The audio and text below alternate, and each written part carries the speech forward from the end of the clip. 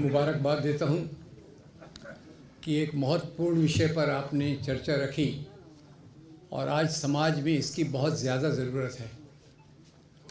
और इस बात के लिए भी धन्यवाद देता हूँ कि आपने मुझे आज यहाँ बुलाया। सौभाग्यवश मेरे पहले के वक्ताओं ने 2-3 बहुत महत्वपूर्ण मुद्दे आपके सामने रख दिए हैं। शमसुल जी का जो रिसर्च है आरएसएस पे, हिंदू राष्ट्रवाद पे, मेरे ख्याल से आज देश में उसका कोई मुकाबला कर नहीं सकता। और ये मैं आपको इसलिए कह रहा हूँ कि आपको आरएसएस के बारे में कोई भी ऑथेंटिक खबर चाहिए, रेफरेंस चाहिए, तो उनकी किताबों का हवाला लिया कीजिए। फिर हमारी महिला मित्र ने बहुत अच्छे से बताया महिलाओं के आंदोलन के बारे में, और उन्होंने एक आशावादी चित्र दिया, शाहीन बाग की याद दिलाई, दूसरे आंदोलनों की याद दिलाई। और मैं उम्मीद करता हूँ कि जिस तरफ उन्होंने इशारा किया वो महिलाओं का आंदोलन और मजबूत होना चाहिए, ऐसा मुझे लगता है। और तीसरे हमारे वक्ता जी ने जो बातें की जाति व्यवस्था से जुड़ी हुई, उसके बारे में भी इसको ख्याल रखिए। तीनों मुद्दे बहुत महत्वपूर्ण हैं। मैं अपनी बात का फोकस थोड़ा इस बात पे ले जाऊंगा कि ये जो आज सबसे बड़ी खतरनाक राजनीति है, वो तो आप पहचान लेना। सबसे खतरनाक राजनीति कौन सी है? आरएसएस की। ठीक है, जवाब दे दिया कि ये कोई बड़ी बात नहीं है। आरएसएस की राजनीति है, हिंदू राष्ट्र की राजनीति है। और ये राजनीति की पृष्ठभूमि थोड़ा मैं आपको देना चाहता हूँ। शमसुल जी ने उसके रेफरेंसेस अच्छे दिए हैं। मैं केवल वो सामाजिक परिस्थिति आपके सामने रखता हूँ जिसके चलते आरएसएस, हिंदू राष्ट्रवाद और इवन मुस्लिम राष्ट्रवाद आया। इस बात को आप गलत मत समझिए कि मुस्लिम राष्ट्रवाद, हिंदू राष्ट्रवाद, इनके सिद्धांतों में कोई फ़र्क है।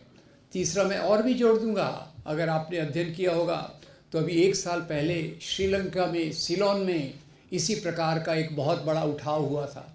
और आपको पता है वहाँ कौन सा राष्ट्रवाद चलता है? वह बुद्ध धर्म के नाम का राष्ट्रवाद चलता है। तो धर्म एक तरफ है, धर्म के आवरण में छुपी हुई राजनीति दूसरी है। धर्म की जो भी परिभाषा हो, उसमें भगत सिंह से लेके तो चारवाक से लेके तो दूसरे लोगों की परिभाषाओं तक मैं नहीं जाना चाहता, पर धर्म जो उस संत कबीर ने कहा, मैं केवल उसी में समराइज़ कर दूंगा कि धर्म मेरे ख्याल से उस बात को मैं मानता हूँ जो इंसान से इंसान को प्रेम करना सिखाए, वो धर्म है। और आज धर्म के नाम की राजनीति जो कर रही है वो इंसान को इंसान से लड़ा रही है।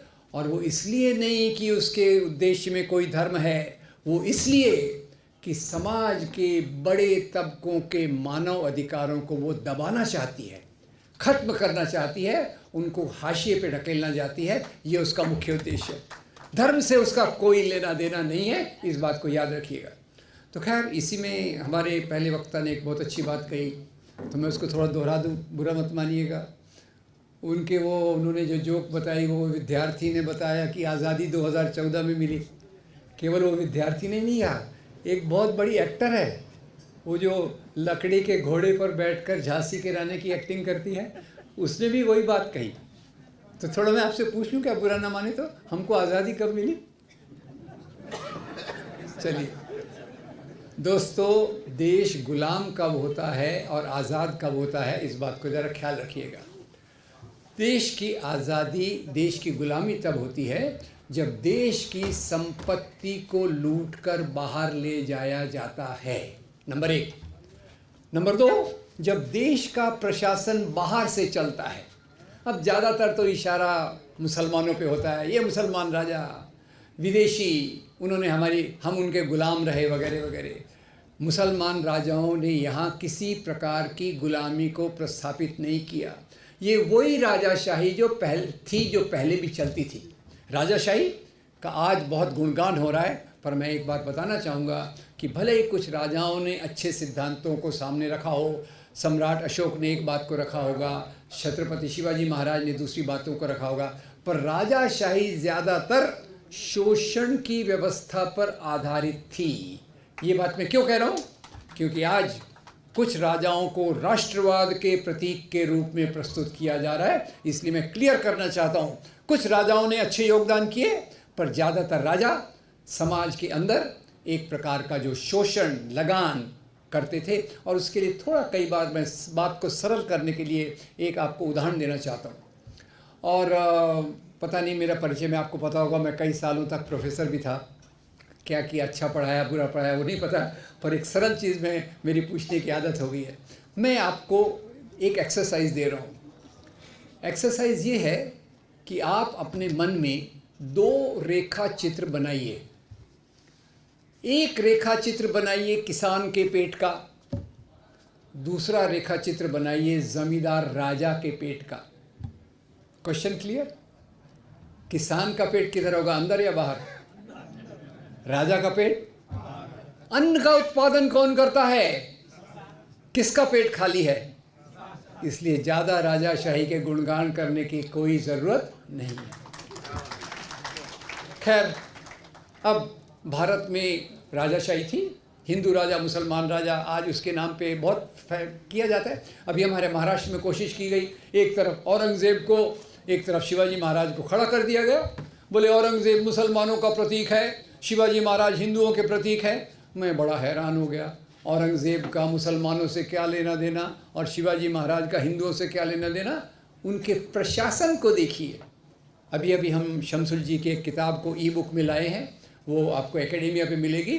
अब औरंगज़ेब और शिवाजी महाराज की लड़ाई को हिंदू मुसलमान की लड़ाई बताने की कोशिश की जाती है, पर ज़रा इसका लड़ाई को देखिए। शिवाजी महाराज जब अपने राज्य का विस्तार कर रहे थे तो उनसे लड़ने के लिए औरंगज़ेब की तरफ से जो आया उसका नाम था राजा जय सिंह। अब इसमें हिंदू क्या है मुसलमान क्या है, फैसला आपका है। अब ऐसे ही हर एक युद्ध के बारे में मैं बता सकता हूँ। अब वो मैं सबसे पहले तो इस मुद्दे पे मैंने इंटरेस्ट तब लेना चालू किया, मैं भी पहले ट्रेड यूनियन से जुड़ा था, अभी भी उम्मीद करता हूँ, अभी भी सपना देखता हूँ कि मैं मज़दूरों के आंदोलन से, किसानों के आंदोलन से जुड़ूँ। पर मजबूरी ये है, 1992-93 में जब बाबरी मस्जिद को शहीद किया गया, मेरे चारों तरफ प्रोफेसर, स्टूडेंट सब एक बात कहने लग गए, बाबर की औलाद जाओ इधर या जाओ उधर। अब मैंने कहा बाबर ये 450-500 साल से कब्र में था, ये कहाँ से आ गया? और बाबर को भारत आने का इनविटेशन किसने दिया था? हेलो, बाबर को भारत में आने का इनविटेशन किसने दिया था? जिसने दिया था उसका नाम था राणा सांगा। राणा सांगा ने बाबर को पत्र लिखा, आप आइए, हम दोनों पार्टनरशिप में दिल्ली के राजा इब्राहिम लोदी को हराएंगे। अब इसमें हिंदू क्या है मुसलमान क्या है, पहले मैं इस बात को तोड़ना चाहता हूँ कि राजाओं की लड़ाइयाँ धर्म के आधार पे हुई, इस बात को मैं पूरी तौर से खारिज करना चाहता हूँ। और उसके लिए एक अंतिम उदाहरण देता हूँ। अंतिम उदाहरण, अभी राजस्थान में भारतीय जनता पार्टी की सरकार पहले थी, पार्टियों का नाम ले सकते हैं ना दीपांकर जी? जी जी जी, हाँ, भारतीय जनता पार्टी की सरकार। तो उसमें एक एजुकेशन मिनिस्टर थे। एजुकेशन मिनिस्टर ने देखा किताबों में है कि हल्दी घाटी की लड़ाई में अकबर जीत गए, राणा प्रताप हार गए। बड़े बेचैन हो गए, हिंदू राजा कैसे हार सकता है, मुसलमान राजा कैसे जीत सकता है। किताब को बदल दिया कि भाई अकबर लड़ाई में हार गए, राणा प्रताप जीत गए, और जीत की खुशी में, आगे मैं ऐड कर रहा हूँ, वो जंगल में चले गए और घास की रोटियां खाने लग गए। अब कभी मेरे से वो मंत्री जी मिले तो मैं कहूँगा भैया जिसको जिताना है जिता दो, जिसको हराना है हरा दो, मेरा कुछ नहीं जाता, पर इसको हिंदू मुसलमान की लड़ाई मत बताओ।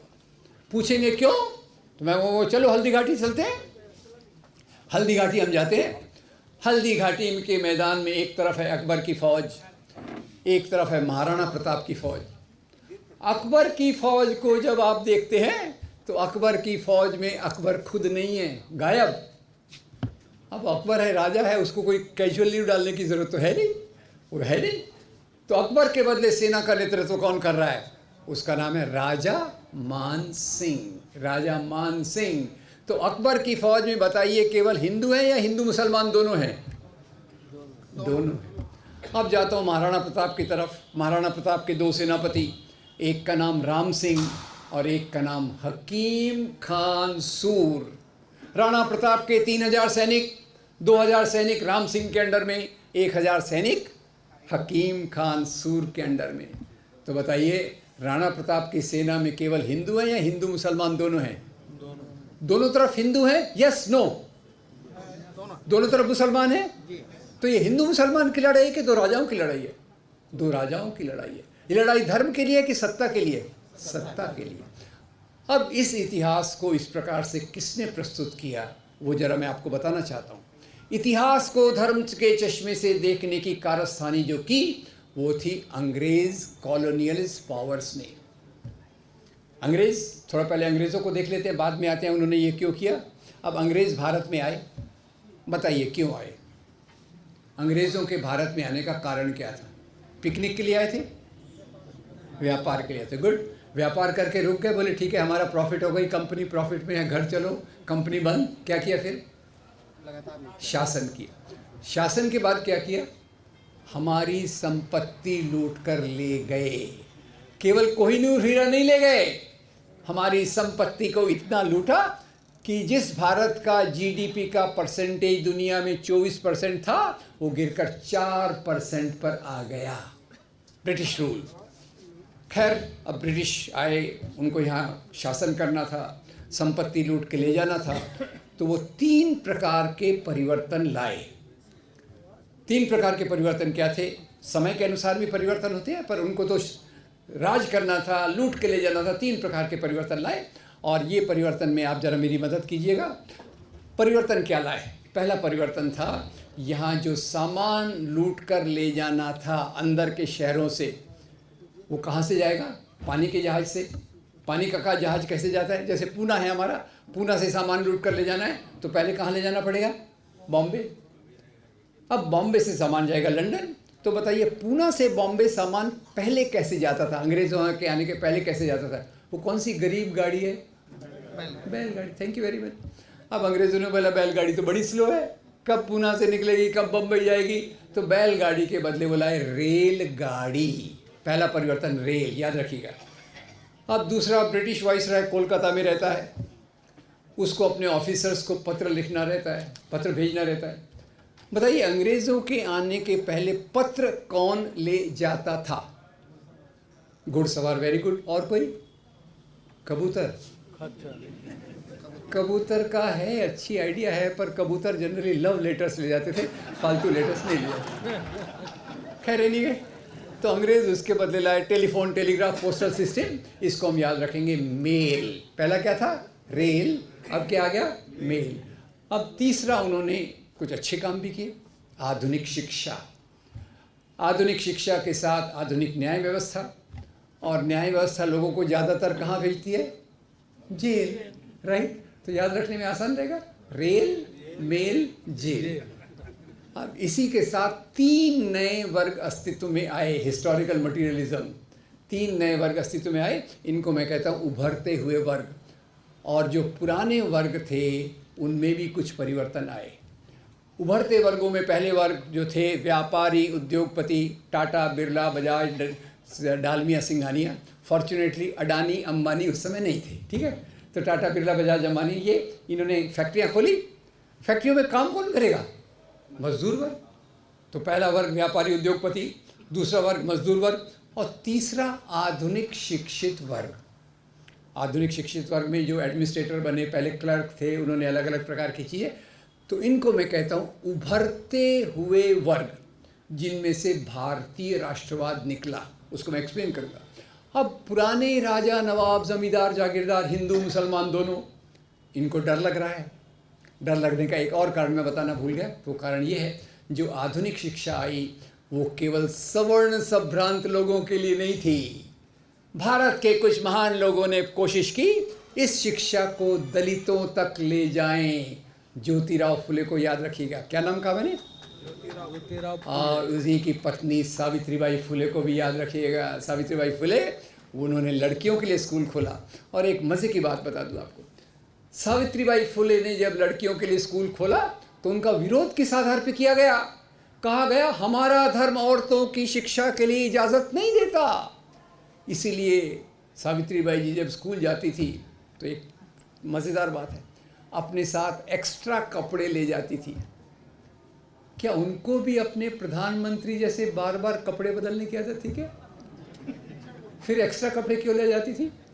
उन पर लोग कीचड़ फेंकते थे, गोबर फेंकते थे कि भाई आप धर्म के विरोध काम कर रहे हैं।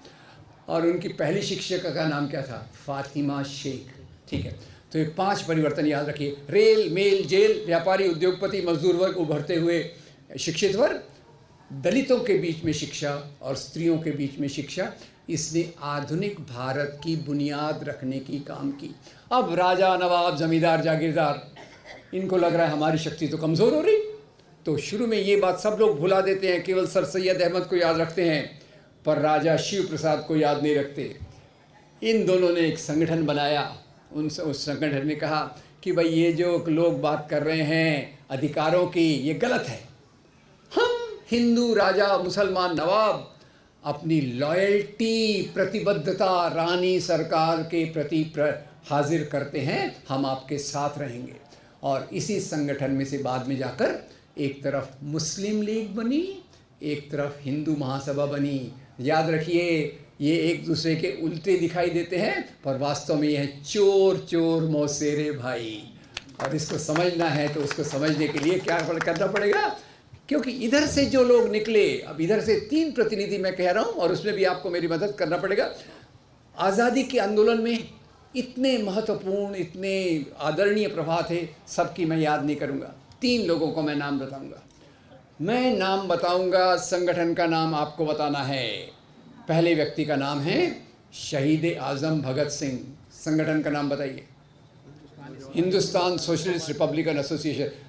बताया आपने तो ठीक है, नहीं तो याद रखिए, भगत सिंह को भूलना नहीं है। भगत सिंह का केवल बिल्ला लगा के, उनकी याद करके नहीं, उनके सिद्धांतों को जिंदा रखना है। ये हमारा सबसे महत्वपूर्ण काम है। शहीद आज़म भगत सिंह, नौजवान भारत सभा, हिंदुस्तान सोशलिस्ट रिपब्लिकन एसोसिएशन। दूसरे भीमराव बाबा साहब अम्बेडकर। संगठन का नाम बताइए। बहुत संगठन बनाए उन्होंने। Schedule caste federation, independent labour party, और आखिर में उन्होंने बनाई रिपब्लिकन पार्टी ऑफ इंडिया, जिसके बहुत सारे टुकड़े अभी मौजूद हैं। कोई इधर चाटता है, कोई उधर चाटता है, कोई अम्बेडकर के रास्ते पर कोई चलता नहीं। खैर, ये 2 हो गया। और तीसरे संगठन का नाम आप बताएंगे तो अच्छा लगेगा। अब मैं एक के बदले 4 व्यक्तियों के नाम ले रहा हूँ।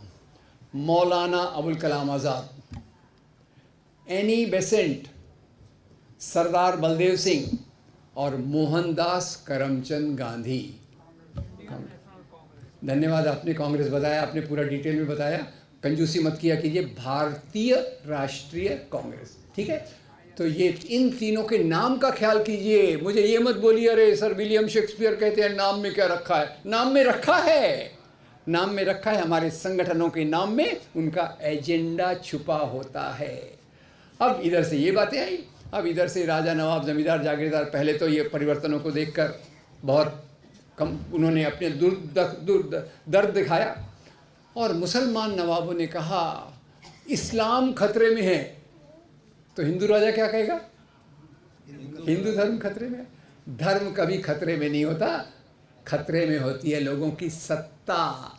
जब लोगों की सत्ता खतरे में होती है तो वो धर्म का आवरण लेकर चलते हैं, और ये बात आज भी चलती है।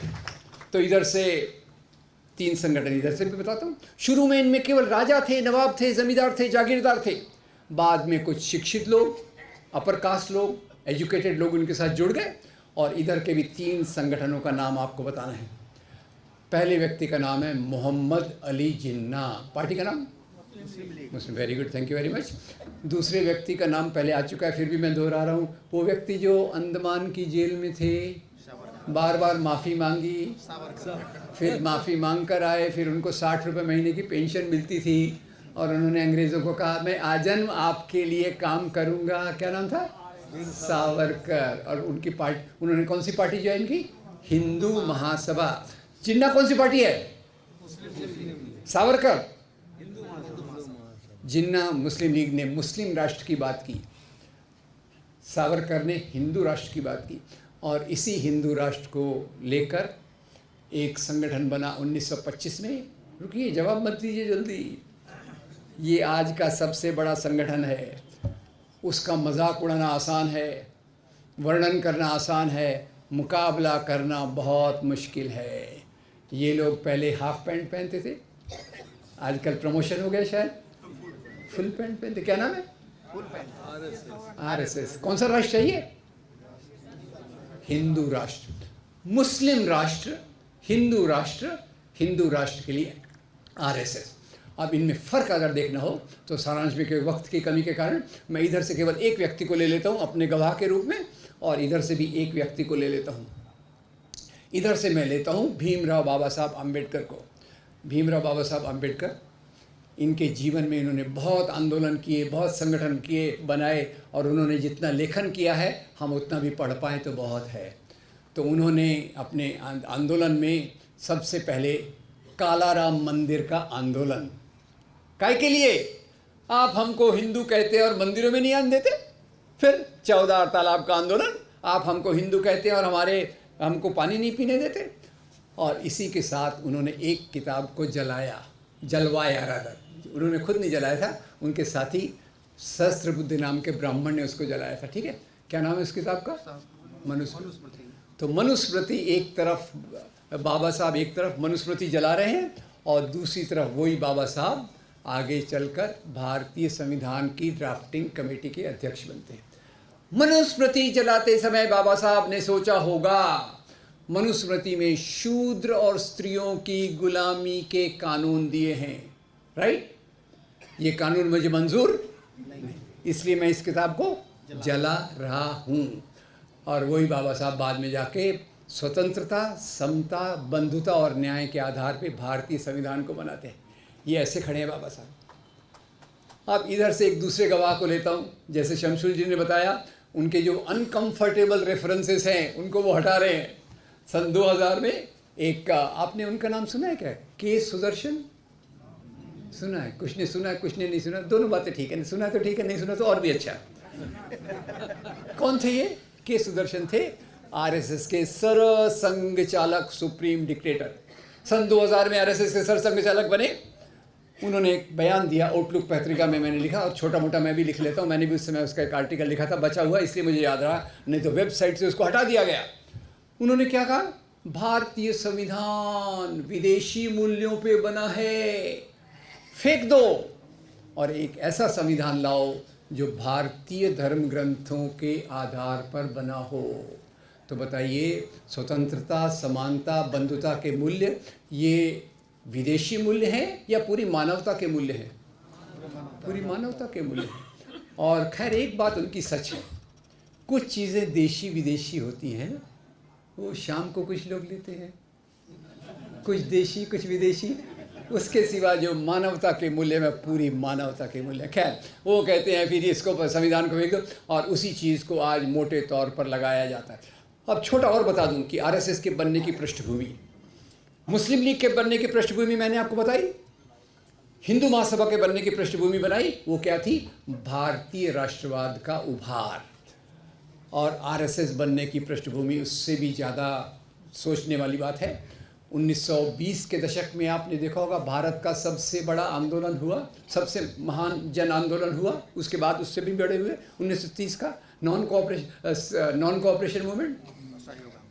और उसी के साथ महाराष्ट्र के विदर्भ एरिया में फुले और अंबेडकर की प्रेरणा से दलितों ने एक आंदोलन शुरू किया। वो आंदोलन का नाम था नॉन ब्राह्मण मूवमेंट, गैर ब्राह्मण आंदोलन।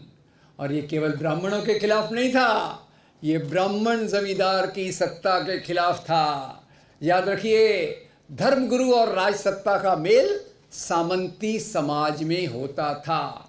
लोगों को लगता है केवल यूरोप में ही एक तरफ पोप था, एक तरफ राजा किंग था। गलत।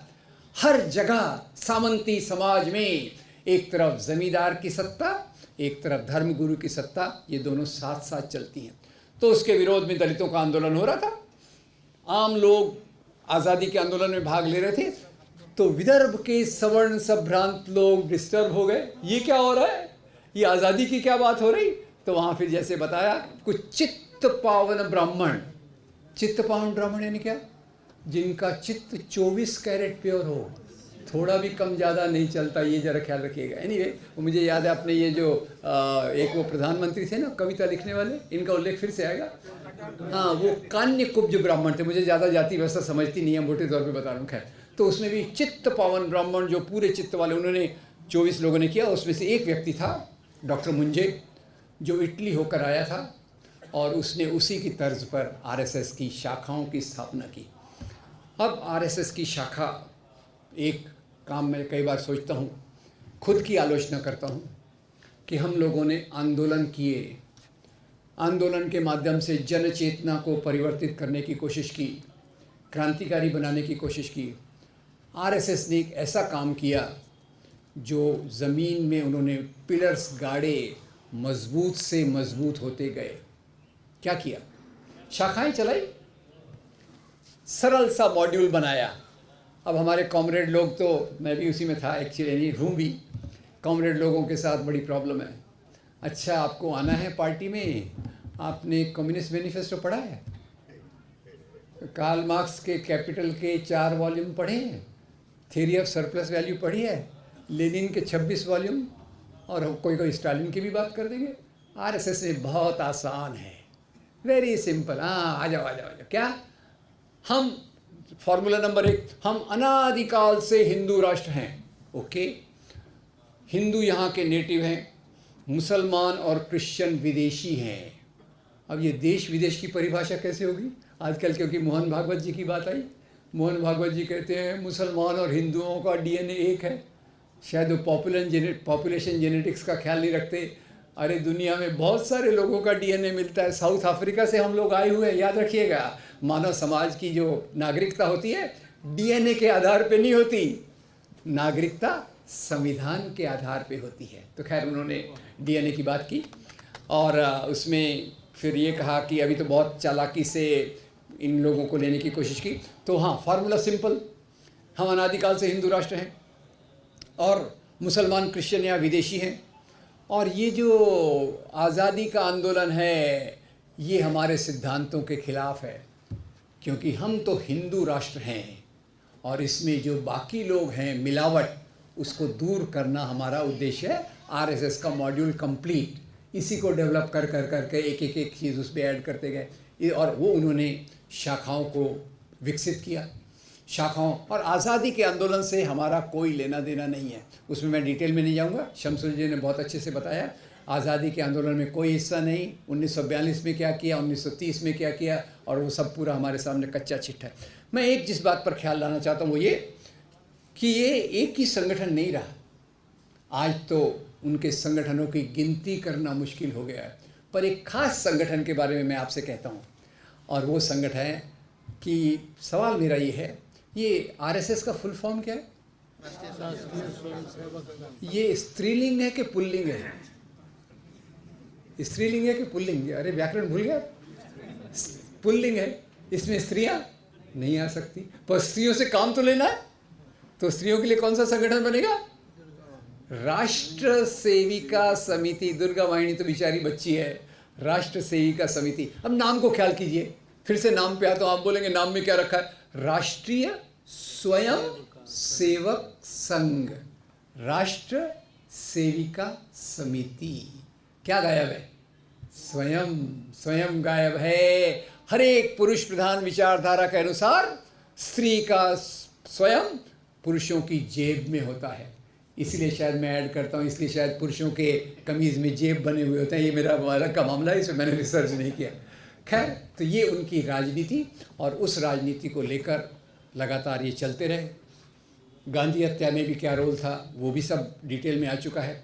मुख्य बात ये है कि इन्होंने अपने शाखाओं को विकसित किया, ये विचारधारा के आधार पे, और इनके विचारधारा के 2 पैर हैं। एक पैर बहुत ज़्यादा दिखता है, वो है मुस्लिम विरोध का और क्रिश्चियन विरोध का। थोड़ा सा मैं ऐड कर दूं, क्रिश्चियन विरोध ये सिर्फ मणिपुर में नहीं दिखा, इससे पहले पैस्टर ग्राहम स्टेवर्ट स्टेन्स की हत्या, कंधमाल में हिंसा, डांग्स में हिंसा, झाबुआ में नन्स पे बलात्कार, क्रिश्चियंस के खिलाफ हिंसा, मुसलमानों के खिलाफ हिंसा। ये एक पैर है। और जो दूसरा पैर है वो है प्राचीन मूल्यों का गुणगान, मनुस्मृति। प्राचीन मूल्यों का गुणगान क्यों? कि प्राचीन मूल्यों में एक दलित की दास्ता है, स्त्री की गुलामी है, तो ये वास्तव में उनका ज़्यादा गहरा एजेंडा है। फिर दूसरा देखिए, ये बात जब मैं कहता हूँ तो कई लोग पूछते हैं, आप तो कहते हैं उनकी विचारधारा दलितों के खिलाफ है, स्त्रियों के खिलाफ है। पर जो दलित की रिजर्व कॉन्स्टिट्यूएंसी है, शेड्यूल ट्राइब की कॉन्स्टिट्यूएंसी है, उसमें तो इनका ज़्यादा हाथ है, ज़्यादा सीट्स उनको मिलती हैं। इफ एम राइट दीपांकर जी, जरा इसको करेक्ट कर लीजिएगा अगर मैं गलत हूँ तो। कैसे? तो ये विचारधारा का एक और भाग है कि जो लोगों को आपको दबाना है उनके बीच में दूसरे प्रकार के संगठनों को खड़ा करो और उसके माध्यम से उनको अपने दायरे में लाओ। बाबा साहब कहते थे एनाहिलेशन ऑफ कास्ट, जातियों का उन्मूलन होना चाहिए। तो उन्होंने कहा उन्मूलन का है का, हम समन्वय करते हैं ना, तो इसलिए सामाजिक समरसता मंच, सामाजिक समरसता मंच के माध्यम से दलितों के बीच में जाके सेवा का काम करना और जो प्रोसेस ऑफ संस्कृताइजेशन होता है, राम खिचड़ी खाना, उनको इम्प्रेशन देना हम तुम्हारे साथ हैं। और दलितों में एक चीज़ को लगता है अरे इतने बड़े लोग हमारे साथ खाना खा रहे हैं, हमारे साथ आके काम कर रहे हैं, वो एक। दूसरा सोशल इंजीनियरिंग के माध्यम से वो कई दलितों को अपने साथ लेते हैं। और तीसरा उनमें एक है अवसरवादी लीडर्स। अवसरवादी लीडर्स में, सॉरी मैं नाम ले रहा हूँ आज, वो एक अपने यहाँ के बिहार के हैं ना, कौन से वो रामविलास पासवान, हर एक सरकार में रहते थे ना। हाँ, वो रामविलास पासवान। फिर हमारे महाराष्ट्र में एक हैं रामदास आठवले, और एक थे रामराज, जिन्होंने बन के उदित राज बन के प्रमोट हो गए थे, उदित राज। हाँ, उदित राज। तो तीनों ये राम बन गए थे। तो हमारे एक महान लेखक हैं आनंद तेलतुंबड़े, उन्होंने कहा ये तीनों जो राम हैं ये एक्चुअली राम नहीं है, ये राम के हनुमान हैं तीनों। और हनुमान और राम का तो संबंध आप समझते हैं। तो ये दलितों के बीच में, आदिवासियों के बीच में कैसे काम किया जाए, आदिवासियों को भी जीतना है, आदिवासियों को भी हिंदू राष्ट्र के दायरे में लाना है, आदिवासियों से सेवा भी करवाना है, उनको दुय्यम दर्जे पे भी रखना है। इसलिए डांग्स में मैं मेरे ख्याल से 2000 करीब 20-22 साल से मैं जाता था, बीच में जाता था। तो वहाँ उन्होंने एक तरफ तो आदिवासियों के खिलाफ, जो आदिवासियों में काम करने वालों के खिलाफ हिंसा, दूसरी तरफ आदिवासियों के बीच में दो नए प्रतीकों का खड़ा करना। अब शहरों में आपके पास लक्ष्मी है, मेरे पास नहीं है, दुर्गा है, सरस्वती है। आदिवासियों के लिए क्या है? आदिवासियों के लिए उन्होंने शबरी का मंदिर बनाया। शबरी का मंदिर क्यों बनाया? आदिवासियों की प्रेरणा शबरी से क्यों? क्योंकि शबरी गरीब है, उसके पास भगवान को देने के लिए जूठे बेर के सिवा कुछ नहीं है। तो आदिवासियों के प्रतीक के लिए शबरी, सवर्ण संभ्रांत लोगों के लिए लक्ष्मी, सरस्वती, दुर्गा। अब इसमें लक्ष्मी, सरस्वती, दुर्गा बोलते तो एक और बात याद आती है, महिला मित्रों से कह देता हूँ, ये बताइए लक्ष्मी क्या देती है हमको? सरस्वती, और दुर्गा शक्ति। और तीनों जो थे, स्त्रियों के पास तीनों अधिकार नहीं थे, am I right? ये एक चालाकी देखिए, स्त्रियां देवियां तो हैं पर स्त्रियों के पास शक्ति नहीं है। तो एक उन्होंने शबरी को अपना प्रतीक बनाया और दूसरे हनुमान जी को बनाया। हनुमान जी के सामने क्या शब्द है? राम भक्त हनुमान। शहरों का क्या प्रतीक है? राम। आदिवासियों का प्रतीक क्या है? हनुमान। और अगर हनुमान जी की प्लास्टिक सर्जरी भी की जाए ना, आजकल तो प्लास्टिक सर्जरी पॉपुलर है ना, अपने प्रधानमंत्री जी ने बताया था ना, प्लास्टिक सर्जरी से मनुष्य के सिर पे हाथी का भी सिर लगा सकते हैं, तब से वो भी पॉपुलर हो गई। तो हनुमान जी की प्लास्टिक सर्जरी की जाए, छाती को खोला जाए तो क्या दिखेगा? राम और सीता। तो हमारे एक दोस्त ने इस पर लिखा कि हनुमान जी को क्यों चुना गया। हनुमान जी के पास शक्ति तो इतनी है कि वो एक पहाड़ को लेकर उड़ सकते हैं, पर पहाड़ को लेके उड़ना क्यों पड़ता है? क्योंकि वो संजीवनी बूटी को पहचान नहीं सकते। तो एक आदर्श सेवक कैसा होना चाहिए? जिसके बल हो पर संजीवनी बूटी क्या है वो समझ में ना आए। तो खैर, ये केंद्रीय बात है इस राजनीति की जो आज इस देश में चल रही है। एक बात को मैं फिर से दोहराना चाहता हूँ कि इस राजनीति का एजेंडा पूरा अलग रहा है। अब खैर, नेहरू, अंबेडकर को मैं याद करता हूँ। नेहरू की आलोचना पे 1970 में मैं एक किताब लिखने वाला था। फिर 1992 के बाद तब तक नहीं लिखी, तो मैंने बोला अब नेहरू जी की तारीफ़ लिखने की किताब लिखने वाली पड़ेगी। अब आज़ादी के बाद जो हुआ उसको मैं मुख्य रूप से, मैं कोई समाजशास्त्री तो हूँ नहीं, पर अपनी समझ में कहता हूँ वो नेहरू अंबेडकर क्रांति थी। अंबेडकर क्रांति क्यों? संविधान। नेहरू क्रांति क्यों? आधुनिक भारत का निर्माण।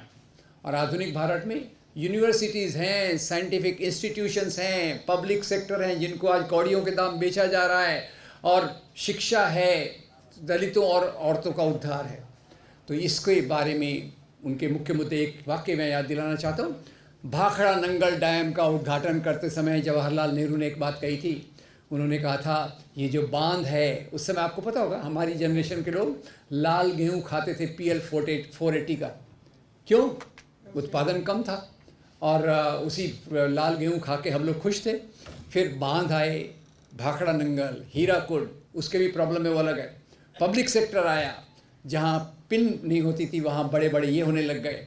साइंटिफिक इंस्टीट्यूशंस आए, हमारे बम्बई में ही IIT है, BARC है, अभी चंद्रयान लॉन्च किया था। तो खैर सभी लोग तो क्रेडिट देंगे, मोदी के ज़माने में हो रहा है, पर इसकी फाउंडेशन जो है इंडिया का साइंटिफिक मैन पावर, इंडिया का इंडस्ट्रियल डेवलपमेंट 1980 तक बहुत अच्छे तक चला। अब इन लोगों के मुद्दे क्या हैं जो धर्म के नाम पे राजनीति कर रहे हैं? इन लोगों के मुद्दे इससे कुछ लेना देना नहीं है।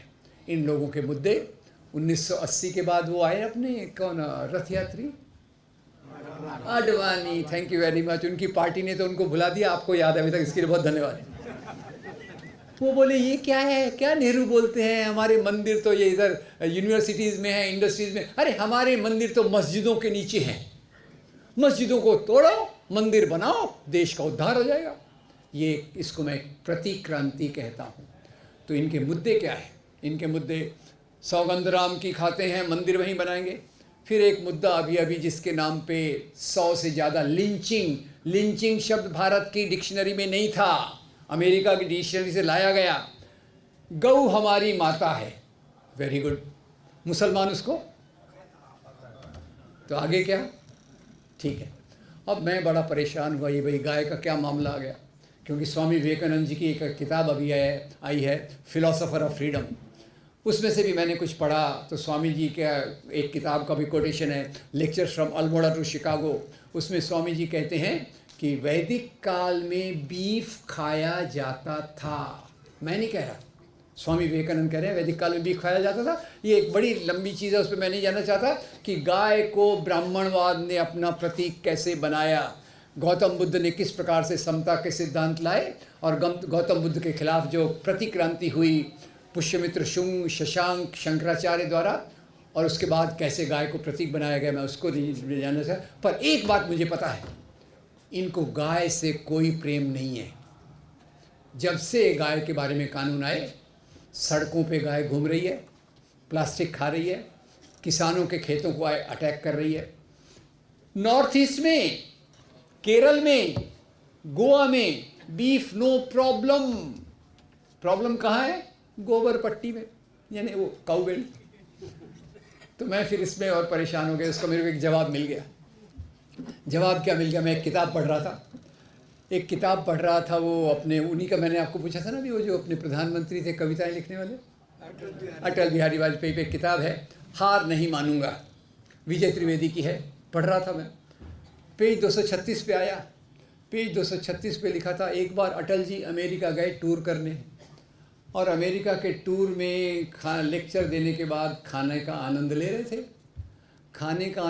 थे। उनके पड़ोस में जो दोस्त बैठे थे, उन्होंने उनके कंधे को थपथपाया, बोला अटल जी आप क्या कर रहे हो, आप जो खा रहे हो तो बीफ है। अटल जी मुस्कुरा दिए, हंस दिए, बोले बीफ है तो क्या हो गया, इंडियन गाय का थोड़ी है, ये तो अमेरिकन गाय का है। अब तीसरा मामला लव जिहाद का, उसमें क्या कहूँ, जैसे अभी उसके बारे में बहुत पहले से बता दिया गया, ये भी एक मुद्दा है। श्रद्धा वालकर का केस याद रखेंगे, और गोस्वामी का केस जिसने अपनी लिव इन पार्टनर को उतनी क्रूरता से मारा, उसको याद नहीं रखेंगे। तो मीडिया का रोल और ये सब रोल, अंत में ये है सवाल, आज जो वास्तविक मुद्दे हमारे हैं, बढ़ती हुई गरीबी, बढ़ती हुई बेकारी, अमीरों और गरीबों के बीच में बढ़ती हुई खाई, करोड़पतियों का पैसा लेकर भाग जाना, अनएम्प्लॉयमेंट का बढ़ना, ये मुद्दे किसी उनके रडार पे नहीं है। ये वास्तविक सामाजिक मुद्दे हैं जिसके लिए हमें काम करने की ज़रूरत है, लगातार, रोज़ और हमेशा। तो इनके सवाल ये है कि अब इसमें करें क्या? करना तो चाहिए। कार्ल मार्क्स ने एक जगह लिखा है, दार्शनिकों ने दुनिया को बहुत प्रकार से समझने की कोशिश की है, पर मुद्दा ये है कि हम इसको बदलें कैसे। और बदलने का कोई फिक्स फार्मूला नहीं होता, वो समय सापेक्ष होता है। आज की परिस्थिति में इसको बदलें कैसे, तो मैं इसको 3 धरातल पर समझता हूँ। एक धरातल पर तो हमारी राजनीतिक पार्टियाँ इंडिया बना रही हैं, रास्ते में रुकावटें होंगी रुकावटें, पर ये बात निश्चित है कि अगर ये पार्टी, सत्ताधारी पार्टी फिर से आ गई पावर में, तो मेरे ख्याल से हमारा इतिहास, वो कहते हैं इतिहास खत्म नहीं होता, मेरे ख्याल से इतिहास अगर ख़त्म नहीं होगा तो बहुत पीछे ढकेल दिया जाएगा, इसमें मुझे कोई शंका नहीं है।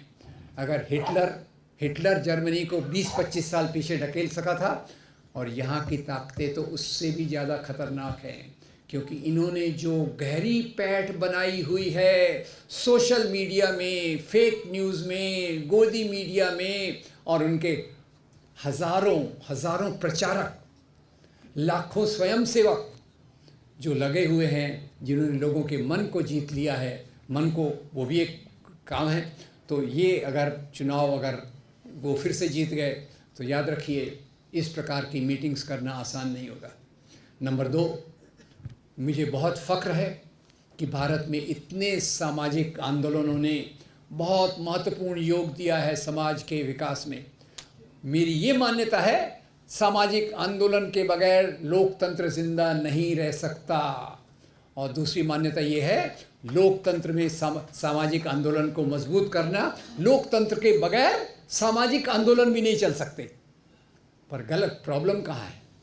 प्रॉब्लम ये है कि हमारे बीच में जो फ्रैगमेंटेशन है ना, महिला आंदोलन है उसमें 50 ग्रुप हैं, दलित आंदोलन है उसमें 100 ग्रुप हैं, आदिवासियों के 50 ग्रुप हैं, मजदूर आंदोलन में कितने ग्रुप हैं, और दुर्भाग्यवश आज सबसे बड़ा मजदूर संगठन कौन सा है?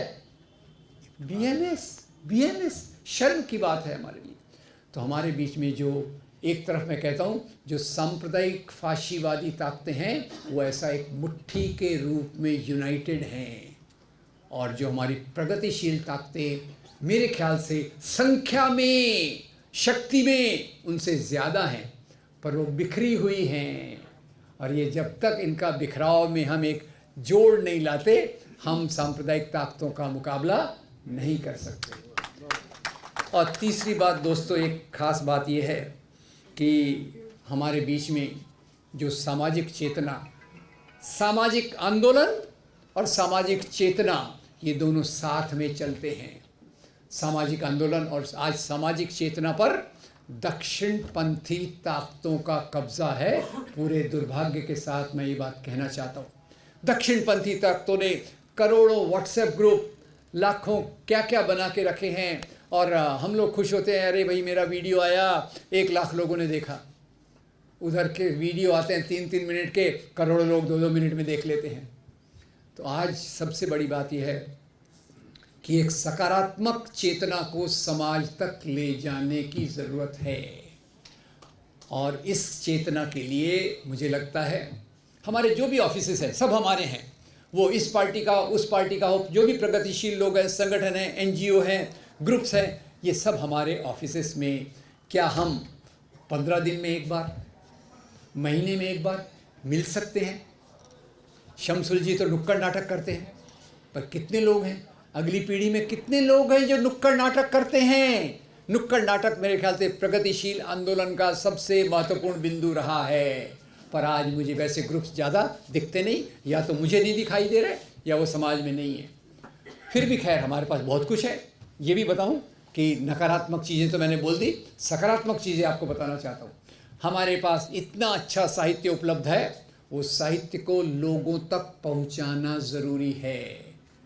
रोमिला थॉपर हो गई, इरफान हबीब हो गए, हरबंस मुखिया हो गया, आर.एस. शर्मा हो गया, उनमें मैं शमसुल जी का भी नाम जोड़ दूंगा। इन्होंने जो योगदान दिया है, वो योगदान लोगों तक पहुंचना चाहिए, उसके बगैर चेतना का निर्माण कैसे होगा? नंबर 2, एक दूसरा मौका जो आया है यूट्यूब फिल्मों का, मेरे बहुत अच्छे दोस्त हैं आनंद पटवर्धन, उनकी एक एक फिल्म बेहतरीन जागरूकता का काम करती है। वो राम के नाम हो, father son and the holy war हो, या फिर न्यूक्लियर इस पे इश्यू पे बनी हुई। और अभी उनका लेटेस्ट एक 15 एपिसोड का ये सीरियल है रीज़न विवेक, ब्यूटीफुल।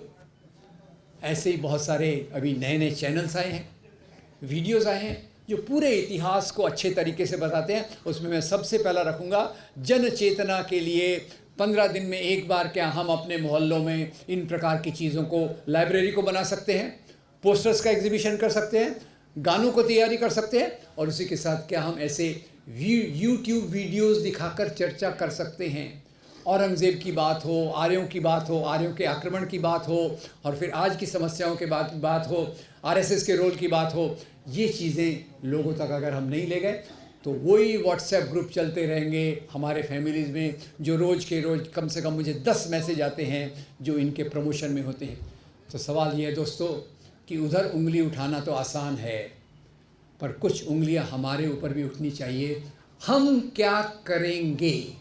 हम में से जो हर एक व्यक्ति है, अब मैं कई बार कहता हूँ कि हर एक व्यक्ति भगत सिंह नहीं बन सकता, पर क्या 0.1% भगत सिंह हम बन सकते हैं? जिंदगी का छोटा सा भाग, थोड़ा सा समय इन चीज़ों में लगाएं, समझें और दूसरे लोगों तक ले जाएं। सामाजिक चेतना आज के समय का सबसे बड़ा महत्वपूर्ण संघर्ष है, और इसके लिए आप क्या कर सकते हैं? अपने अपने मोहल्ले में, अपने शहर में, अपने प्रांत में, पूरे देश में इस पर सोचिए।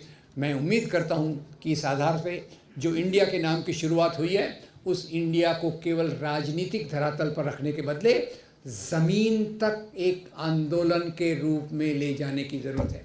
आपका धन्यवाद। Thank you.